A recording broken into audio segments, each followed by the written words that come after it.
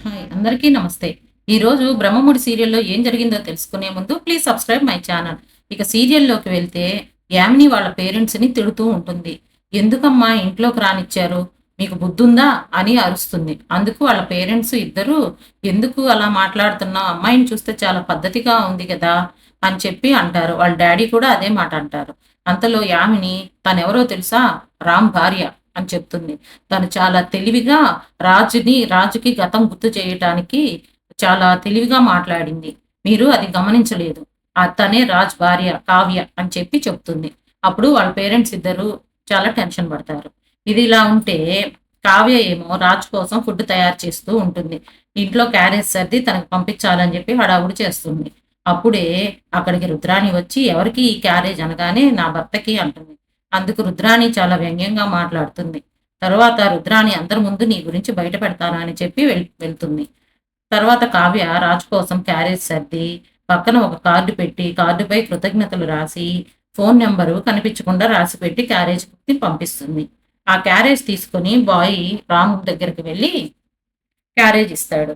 అక్కడ యామిని క్యారేజ్ తీసుకుంటూ ఉంటే రాజు ఎవరు అని చెప్పి వచ్చి కృతజ్ఞతతో పంపిన బాక్స్‌ని రిటర్న్ పంపించకూడదు అని చెప్పి ఆ క్యారేజ్ అందుకొని ప్రక్కనే ఉన్న కార్డును కూడా చూసి సంబరపడిపోతూ ఉంటాడు.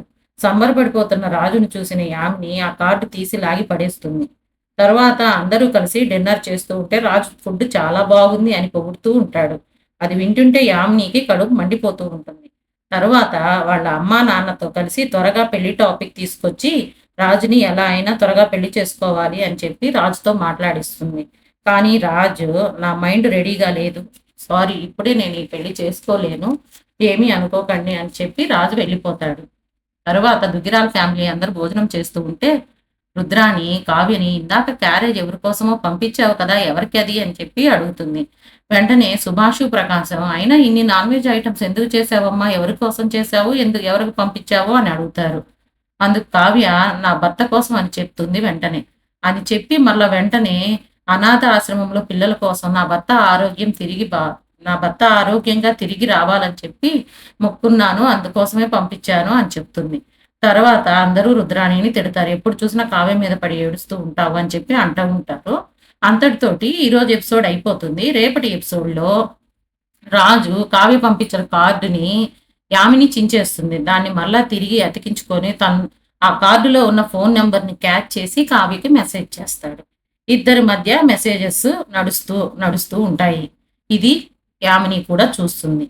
ఈ తర్వాత యామిని ఏం చేస్తుంది? తన నెగెటివ్ రోల్‌ని చూపిస్తుందా రాజ్‌కి అనేది రేపు చూద్దాము. చూసిన వాళ్ళంతా please subscribe my channel. Thank you all of you.